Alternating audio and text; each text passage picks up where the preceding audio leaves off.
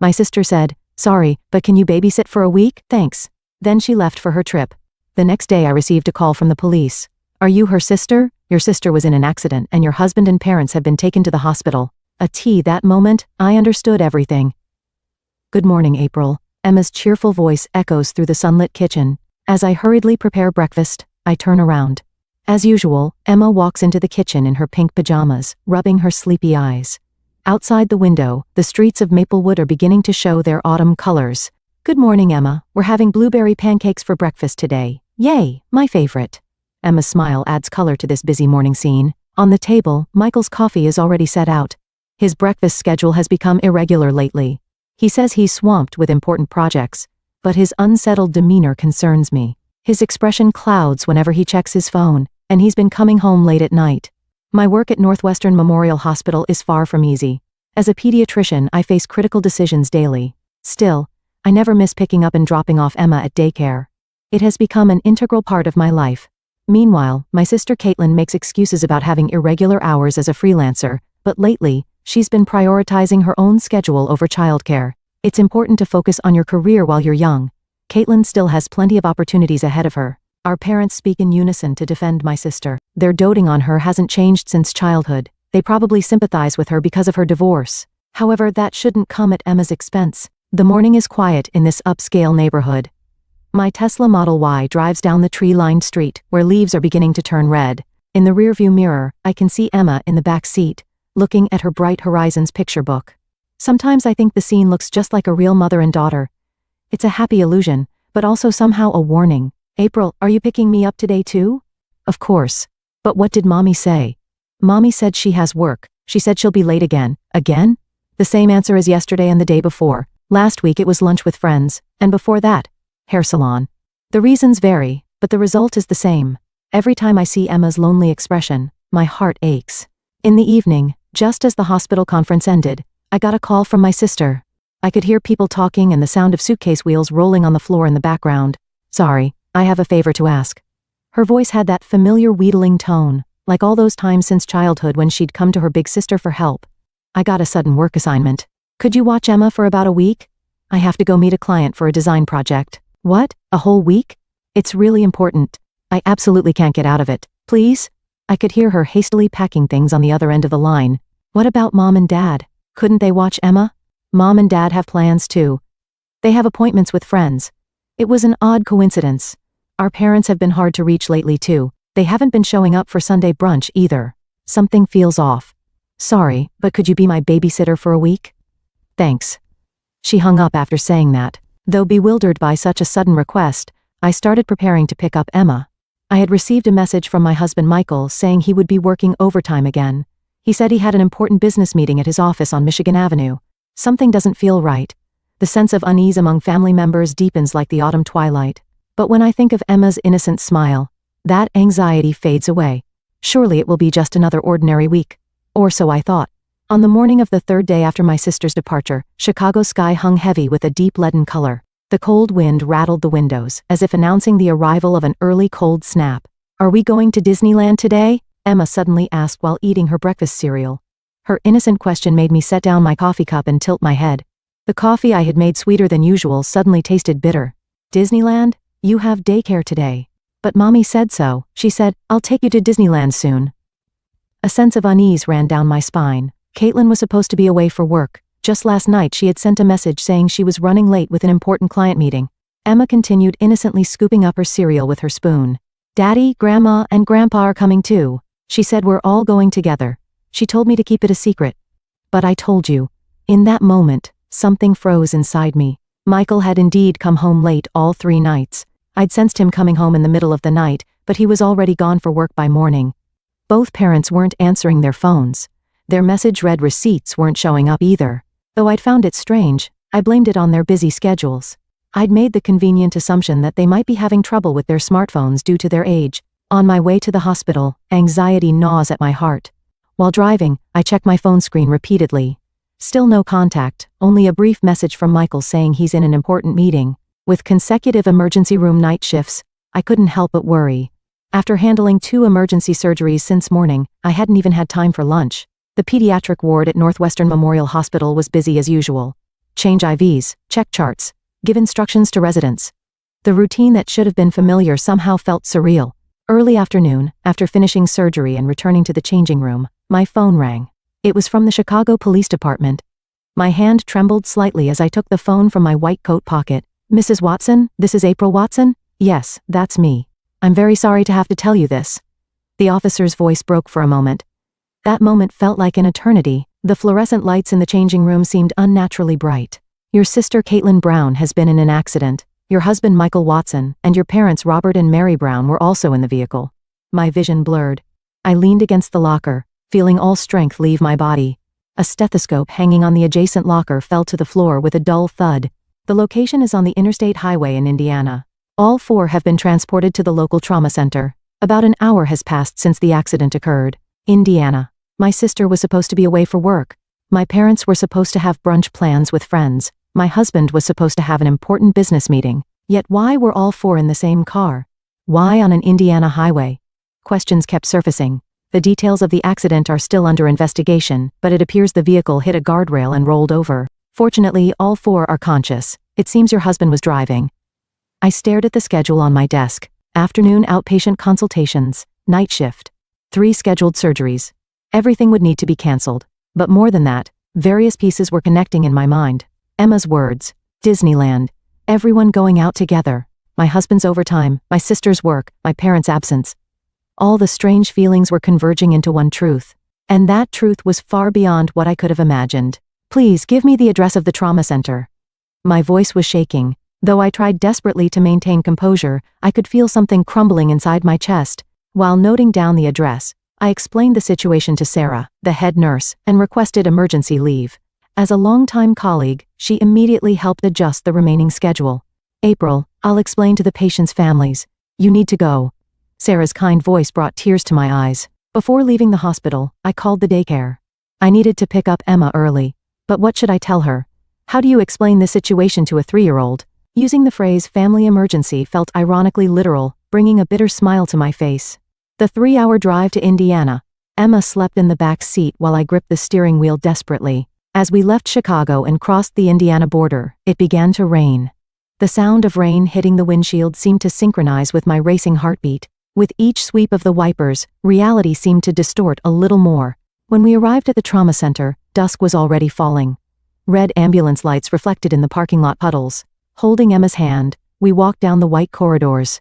The smell of disinfectant carried an unfamiliar weight. My parents were receiving treatment for minor injuries. My husband was undergoing tests. In the hospital room, my sister lay in bed with bandages, looking at me. Her eyes held indescribable regret and guilt. Only the dripping sound of the 4 marked the heavy silence. Michael and I, for 2 years. I'm so sorry. Those words froze the air in the hospital room. My fingers tightened around Emma's hand. It was the moment I understood everything. The strange glances at the Christmas party, the unnatural weekend outings, our parents' silence knowing the circumstances. All the pieces connected with cruel clarity, the smell of disinfectant and occasional beeping of medical equipment. This environment, which should have been familiar to me as a doctor, now felt bizarre. Michael's condition is stable. He has full body bruising and a mild concussion, but he should be fully conscious tomorrow. The CT scan shows no major abnormalities. I nodded emotionlessly at the attending physician's words. As a doctor, I understood the meaning of that diagnosis.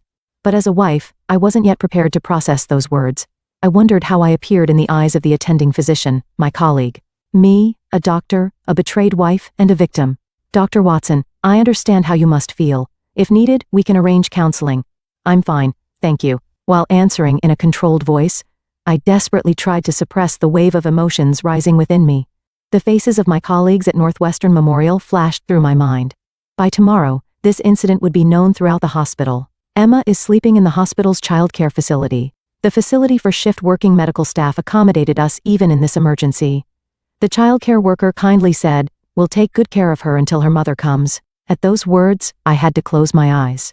Emma's real mother was now lying in a hospital room on a different floor. I took out the drawing Emma had made this morning from my white coat pocket.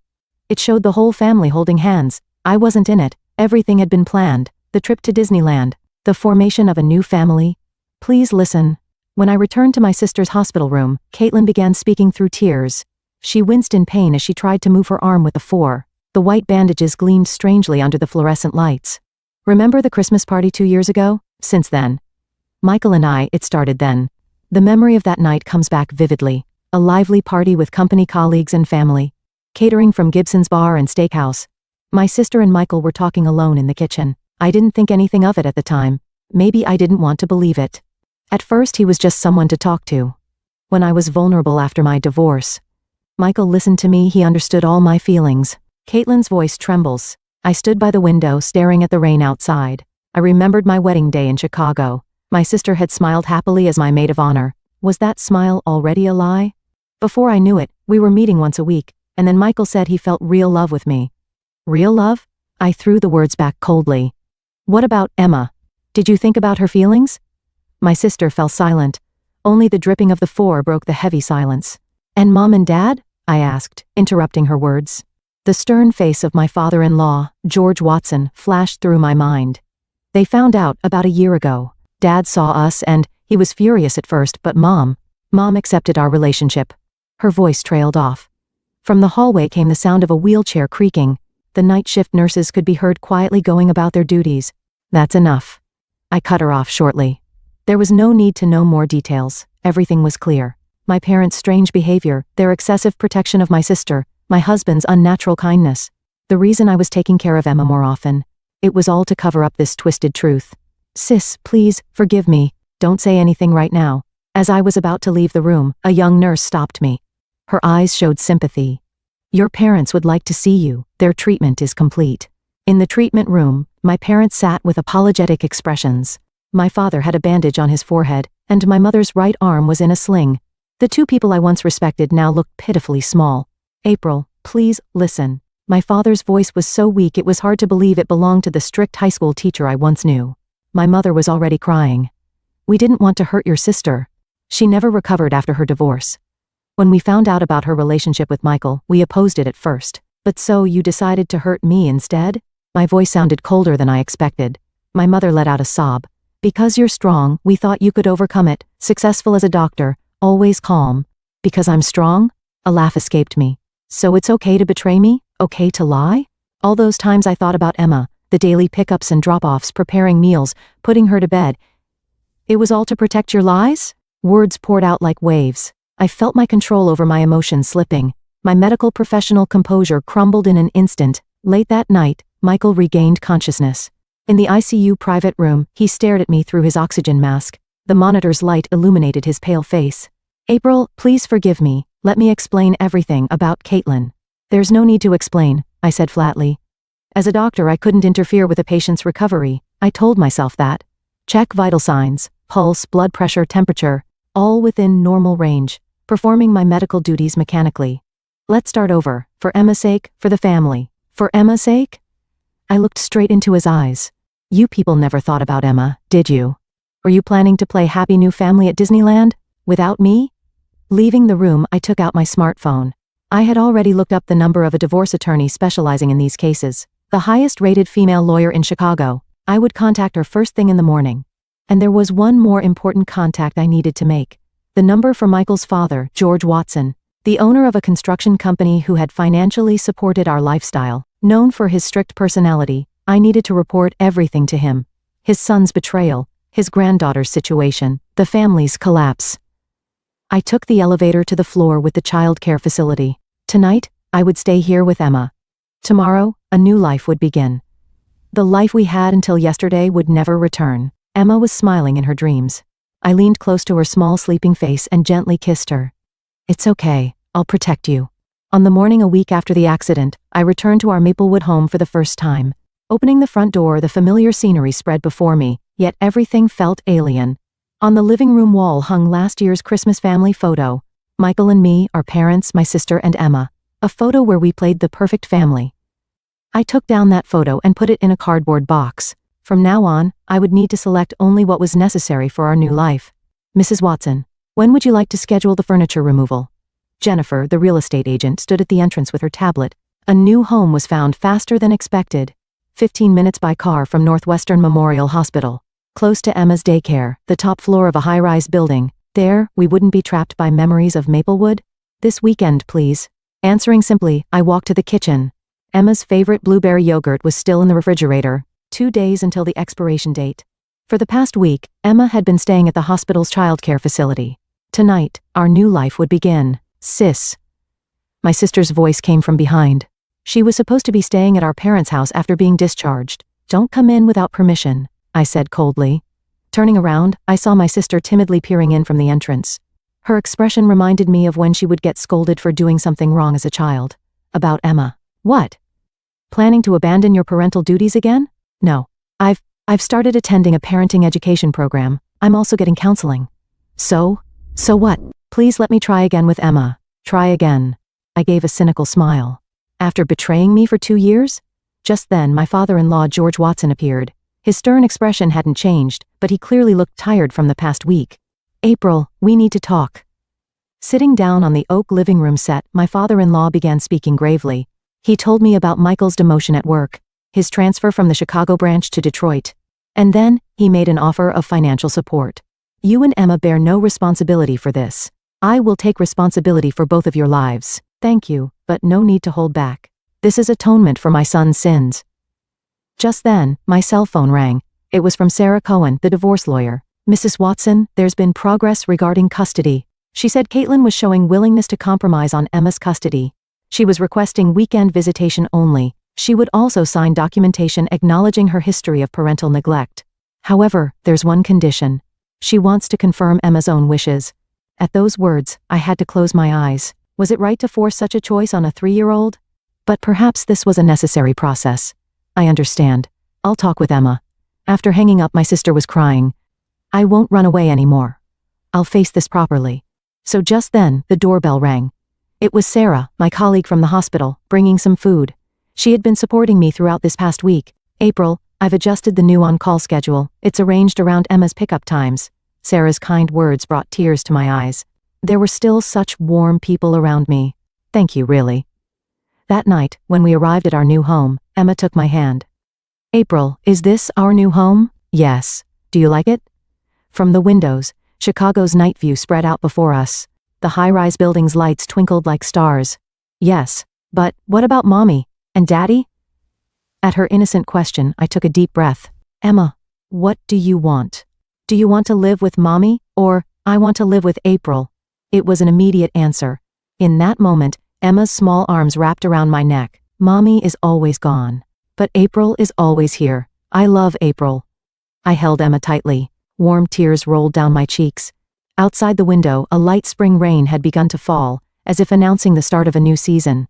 That night, as I put Emma to bed, I had made up my mind. From now on, we would walk this path together. Though wounded, we would keep moving forward. In the few hours until sunrise, I watched Emma's sleeping face while weaving hopes for tomorrow. Spring came earlier than usual to Chicago. The cityscape visible from the high-rise apartment windows was bathed in soft sunlight. April, look. Emma runs into the living room holding a picture she drew. She's almost 5 now. She said she drew it at daycare's art class with the theme, My Family. Under a large rainbow that fills the paper stand 2 figures holding hands. This is you, April, and this is me. Emma's eyes shine as she explains happily. It's different from that picture from a year ago. Now, it shows our true family. My life at Northwestern Memorial Hospital has also found a new rhythm. I've been promoted to head of pediatrics and entrusted with training residents. In daily practice, I encounter various forms of families. I feel I can now connect more deeply with each of their stories. Dr. Watson, the mother of the patient in room 4, would like to speak with you. Jessica, the resident, calls out to me. She knows about my experience. Many colleagues were awkward around me at first, but now I feel that experience has become an invaluable asset in building trust with patients. On weekends, Emma visits her sister at scheduled times. Caitlin completed the parenting education program and now volunteers at a child care support center. Though she may not be a perfect mother, she's trying to move forward step by step. Michael is working in regional development in Detroit. I haven't heard anything about him remarrying. My parents moved to Florida on their friend's recommendation. Sometimes they talk to Emma during Sunday phone calls. But we can't go back to how things were before. Everyone understands that's the price of betrayal. April, we're having a pizza party tonight, right? It's Friday night, which Emma looks forward to. Lisa, another single mother who lives nearby, and her daughter Caitlin are coming over. Meeting other parent-child pairs with similar experiences has helped expand our new community. Time alone doesn't heal wounded hearts. Having friends who understand has been a great support. Want to go somewhere before the party? Emma's eyes light up at my suggestion. We're heading to the Chicago Zoo. My father-in-law gave us an annual pass. He continues to support us even now, not just financially, but sometimes offering words of encouragement as a life mentor. While watching the penguins at the zoo, Emma suddenly said, "April, you're my mom, right?" I thought for a moment before answering her question. "Caitlin gave birth to you. That's an unchangeable fact. But April is my mom." Emma's declaration brought a smile to my face. Blood ties alone don't make a family. This past year has taught me that daily love and trust build true bonds. On our way home, walking through the Twilight City streets, Emma held my hand. The warmth of her small hand touched my heart. "April, we'll be together tomorrow and the next day, and forever, right?" "Yes, of course." That night, after the pizza party quieted down, I stood by the window. Chicago's night view feels warmer than before. The wounds haven't completely healed. Sometimes my chest still tightens when I remember. But that's become part of our story. There have been new encounters too. David from cardiology, whom I met at a pediatric case conference. He understands about me and Emma. There's no need to rush. But maybe someday, I'll find the courage to trust someone again. From Emma's bedroom comes the sound of peaceful breathing. Tomorrow is Saturday. We'll make pancakes for breakfast, with plenty of blueberries on top. Outside the window, a spring breeze gently rustled the street trees, as if announcing the beginning of a new season. Our story continues on.